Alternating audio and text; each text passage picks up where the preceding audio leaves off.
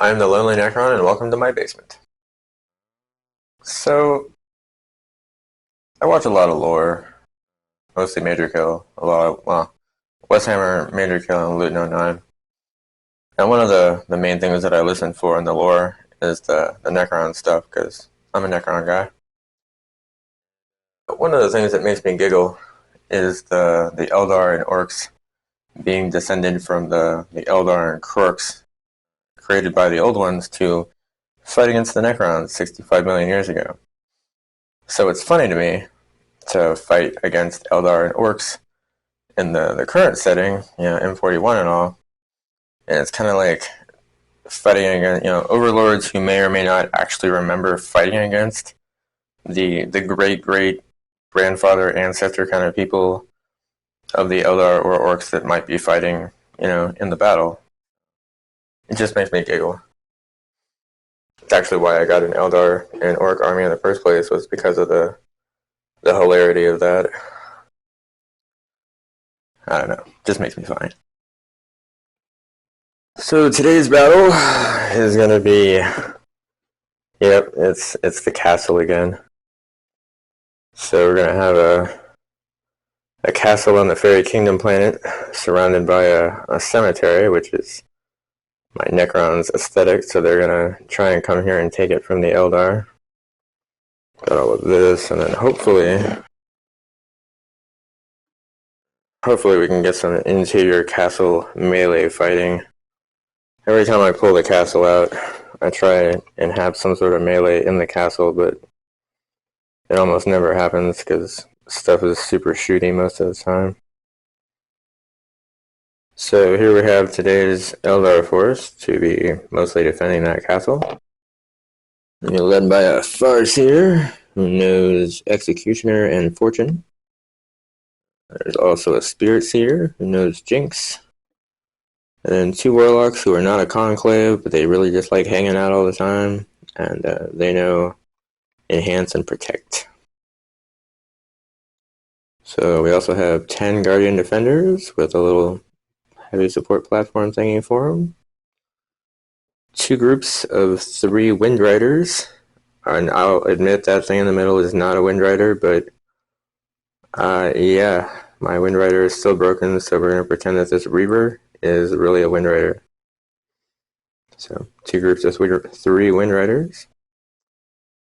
We got 2 groups of 5 Dire Avengers, 5 Wraithblades, a Wraith Lord. He has a Bright Lance, the Eldarian Missile Launcher, and a Ghost Glaive. And then the Wraith Knight, who has a Shuriken Cannon, the Sun Cannon, the Star Cannon, and the Heavy Wraith Cannon. I do regret not giving this guy a Scatter Shield, but it is what it is.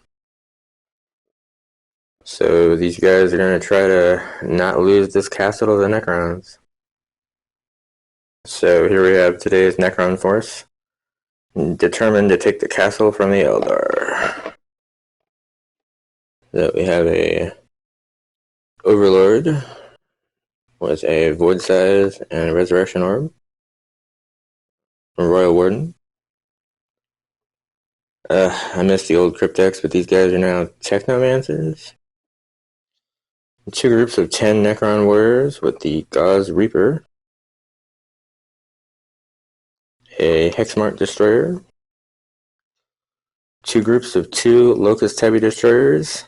Each group has 1 Enmitic Exterminator and 1 Gauze Destructor.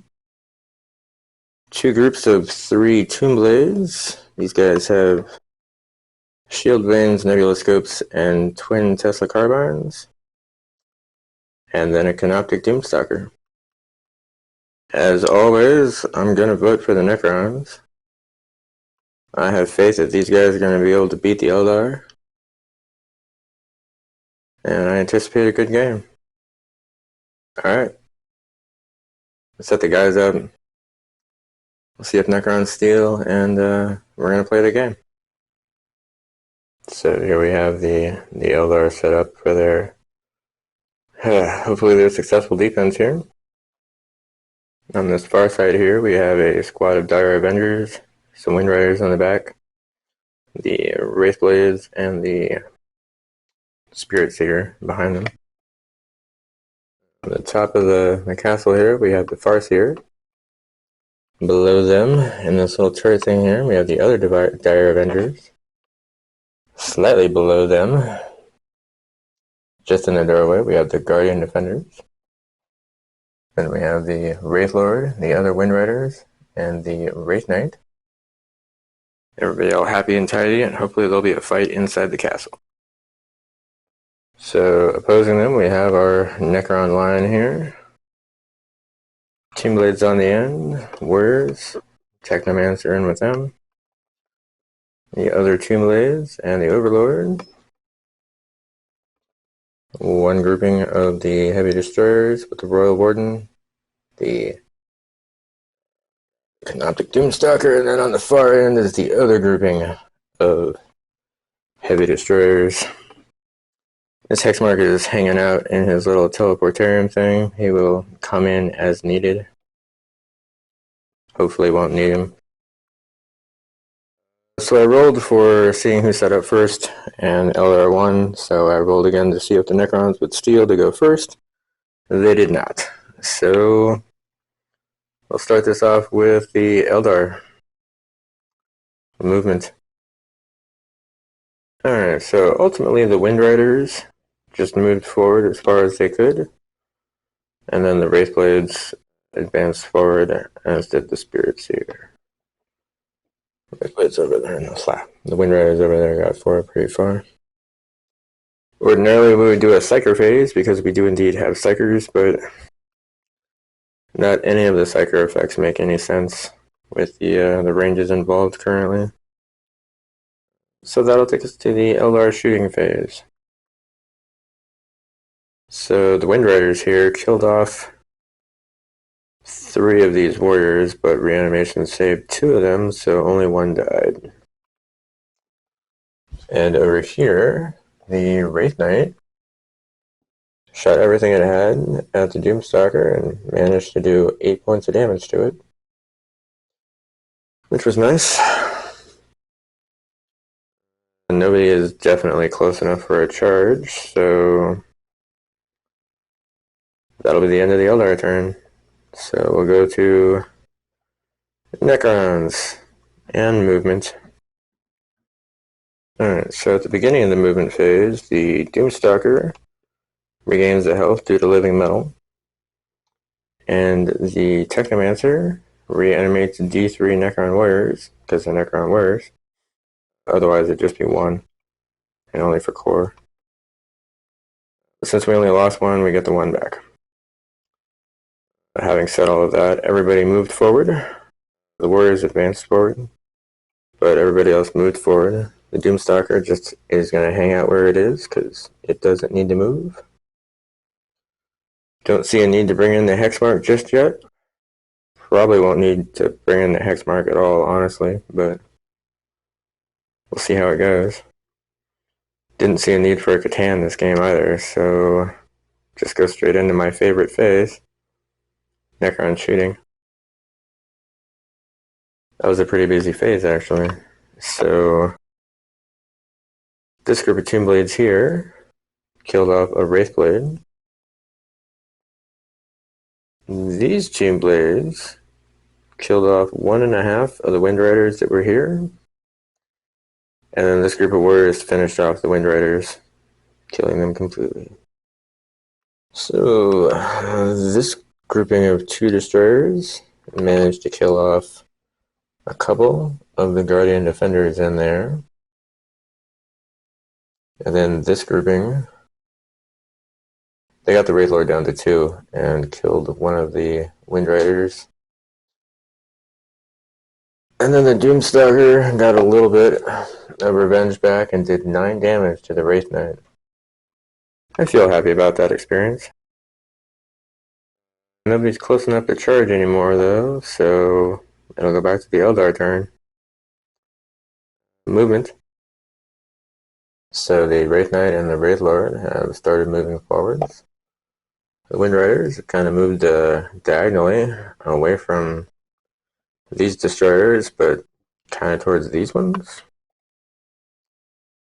The Wraithblades and the Spirit Seer have moved forward, and these Dire Avengers have advanced forward from behind this little mausoleum thing here. Everybody in the castle is just going to hang out in the castle. So for the Psyker phase, the Spirit Seer is going to try and manifest Jinx on this group of warriors.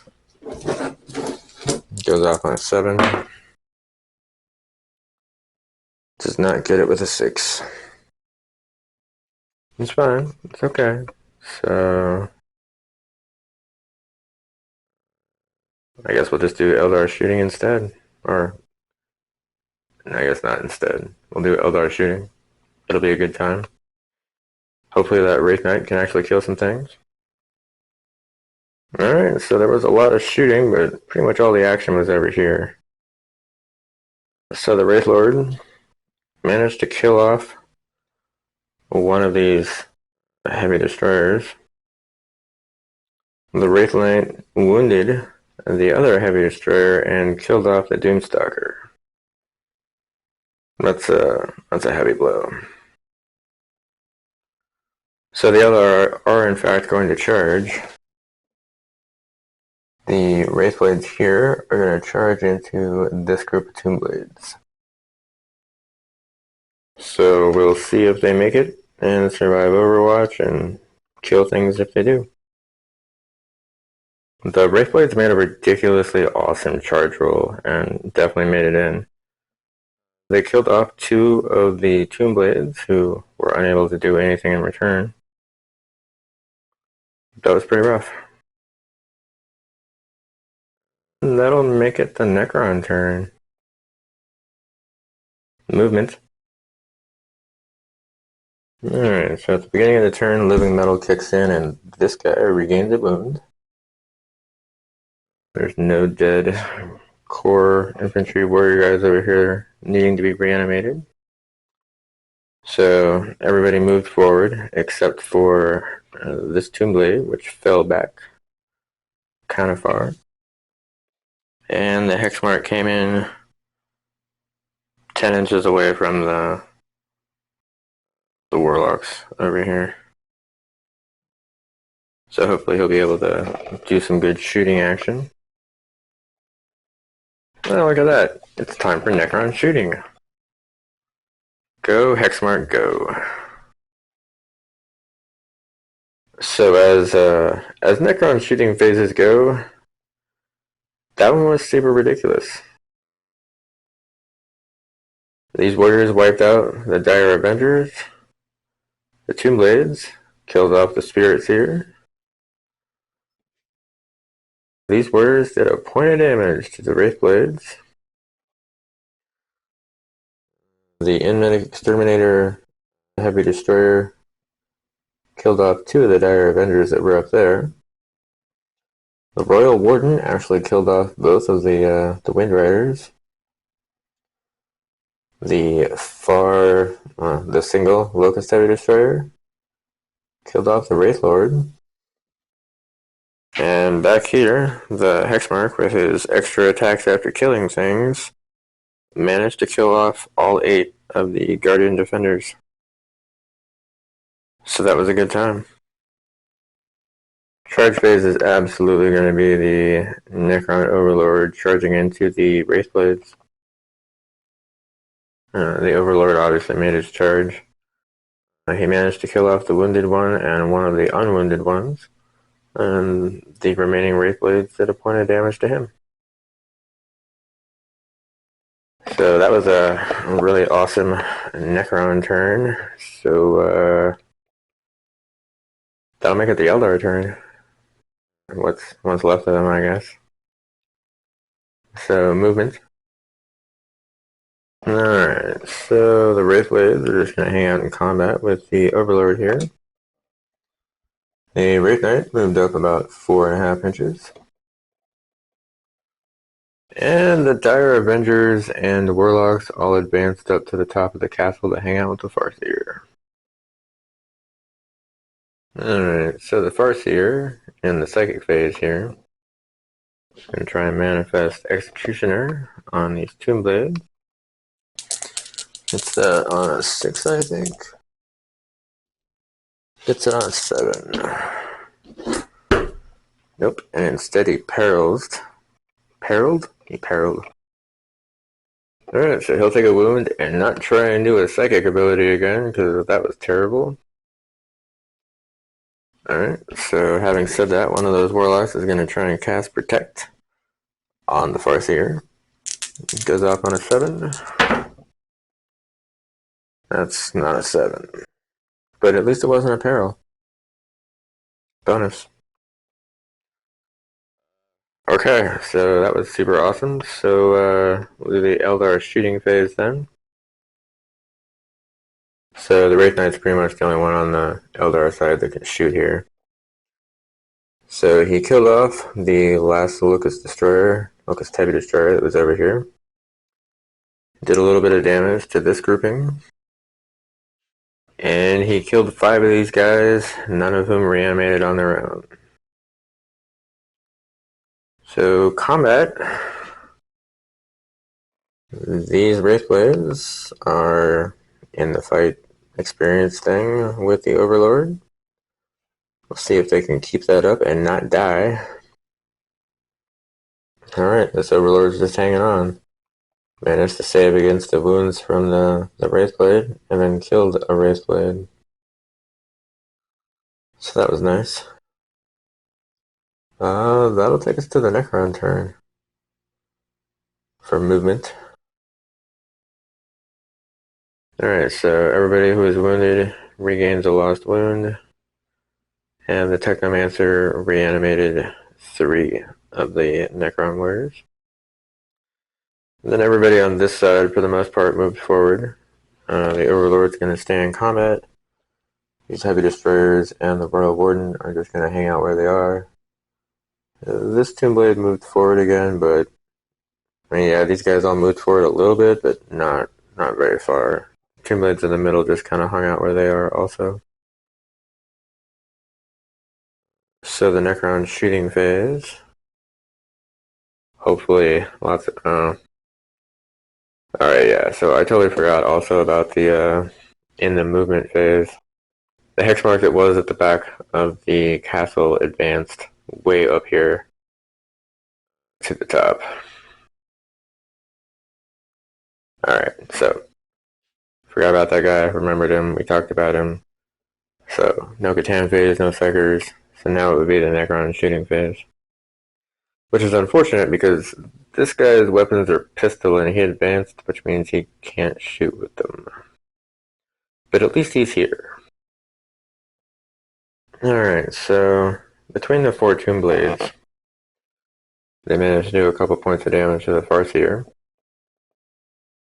And then the 2 Heavy Destroyers and the Royal Warden did about 8 damage to the Wraith Knight, bracketing him on the second bracket there. So the charge fight phase, we're just going to do the fight part between the Overlord and the Wraithblade. I feel it's been a mighty battle, but the Necron Overlord has finally managed to kill off the last of the Wraithblades. Which will take us to the Eldar turn, or movement. So ultimately none of the Eldar are actually going to move. There's going to be some Psyker stuff going on here. One of the Warlocks is going to attempt to manifest Protect on the Farseer. That goes up on a 7. So he actually gets that on an 8. He gets that on an 8. So +1 is saving throws for the Farseer. And the other one is going to cast Enhance. Attempt to cast Enhance on the Farseer. Gets this on a 7. Gets it on a 9. The Farseer is now +1 to hit in the fight phase. The Farseer himself is going to cast Fortune on the Dire Avengers. Hopefully it goes off on a 7. Does not go off on a 6. So it's going to try and do Executioner on the Hexmark. That goes off on a 7. Man, why did the Warlocks have such better luck than he did? Craziness. Alright, so with all of that being said, that takes us to the Eldar shooting phase. Alright, so everybody up here shot everything they had and did a couple points of damage to this guy. The Wraith Knight had a much better successful experience. Yeah, he killed off the 2 heavy destroyers that were over here. So yeah, that was pretty terrible. Charge phase, so everybody over here is going to charge into the Hexmark Destroyer. Alright, this game just keeps getting crazier in certain ways. So the Hexmark completely killed off the Dire Avengers in Overwatch. And then everybody else actually managed to make it in without dying. Well, I mean, the first Warlock that made it in without dying enabled the other 2 to make it in without dying. They did a decent amount of damage to it, but it didn't die, and it didn't kill them in return. Which makes it the Necron turn. Alright, so the Hexmark regained a wound, and the Technomancer reanimated the last 2 out of this group of 10. So now they're back up to 10. Everybody's pretty much moving over towards the Wraith Knight.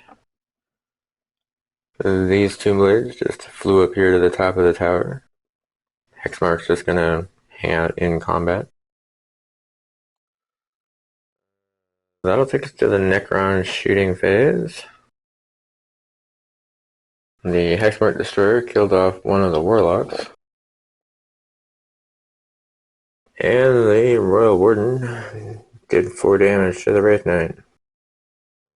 That takes us to charge and fight phase. Nobody's charging, but the Hexmark is in combat with these guys, so we'll deal with that. So the Farseer and the Warlock managed to kill off the Hexmark. Yeah, that'll take us to the Eldar turn. So, movement.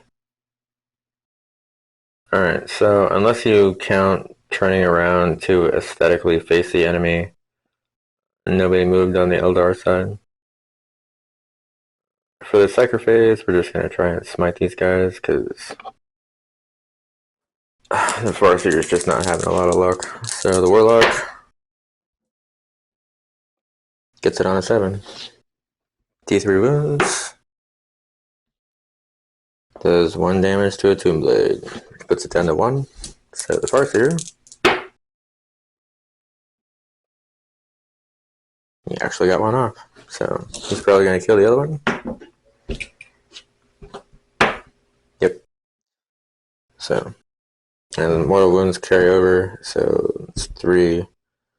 So and that'll kill 1 and 2 damage to a second one, so it'll kill a second one. Okay. So we'll do some Eldar shooting then. Okay, so the Wraith Knight killed off the single Tomb Blade that was over here. Charge phase. The Farseer and the Warlock are going to charge into the Tomb Blade up here. Alright, these guys didn't suffer any damage in Overwatch. Both actually made their charges, and they did manage to kill the Tomb Blade that was up here. Alright, the Eldar are kind of hanging on with their last little, I don't know if they have claws or nails or what, but they're hanging on with their last little fingeries. That'll take it to the Necron turn. Alright, so everybody down here has decided to move. These guys are getting closer to the castle, probably with the intention of charging up it. hopefully. Oh no, that'd be a hell of a charge. Okay, I don't know. We'll see what these guys are doing. But these guys are definitely going for this Wraith Knight. And the Technomancer and his Canoptic Cloak just kind of flew up here to take on these guys. So the Necron shooting phase. Alright, so the Royal Warden within rapid fire range, finally, managed to kill off the Wraith Knight. And the Technomancer actually managed to kill off the Warlock. I was super surprised about that. So charge phase will be the Technomancer charging into the Farseer. Alright, so the Technomancer survived the Overwatch, made his charge, and did a point of damage to the Farseer. Farseer wounded him twice, and he managed to save on both wounds, so kind of got an epic battle going on up here. So that'll make it the Eldar's turn. This is the only Eldar left. Gonna choose not to move. Try and do a smite on this Technomancer. Goes off on a 5. Gets it on a 7. That's D3 mortal wounds. That's 3 mortal wounds. Which puts the guy down to 1.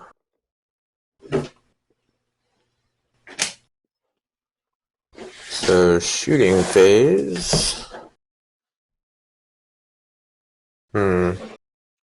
Unfortunately, his spear counts as an assault weapon, so he can't use it while he's in combat. So we'll just go to combat. Alright, so somehow this guy killed off the Farseer. Farseer got him down to 1 wound, and then he managed to just not save. So, yeah, Technomancer killed the Farseer. I'll have to mark that off on things I never expected to ever say. That being said, though, that means that the Necrons have won this game. Another, I don't know, another parcel of land for them on the Fairy Kingdom planet. I guess this is kind of like a consolation prize, since they now have to defend on their Tomb World against the Chaos Alliance, so this is at least something to feel happy about, or maybe they don't feel happiness, to feel something? I don't know. It's late in the morning for me, so I'm probably rambling a little bit more than I should. That being said, if you made it to the end of the video, I do greatly appreciate it. Now that I have more than 100 videos, I feel like almost a real YouTuber? I don't know. Yeah, so good times. I do, like I said at the beginning, it's always extra hilarious for me to fight things like Eldar or Orcs with Necrons. So in this instance, it's kind of like, oh, your great ancestors were great fighters, but you guys also put up a good fight, so thank you. Good times. Thanks for watching and have a good day.